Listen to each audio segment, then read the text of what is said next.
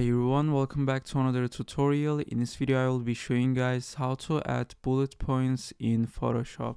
So it's gonna be really basic. First, let's create a text.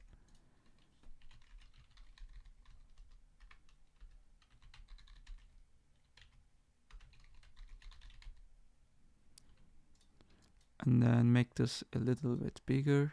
So what we need to do is just press on your text.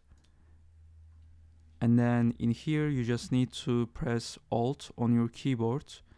And then just use your numpad and then type 0149. And then here we go. Now you got a bullet point. And then you can just copy this bullet point and then put it on your text.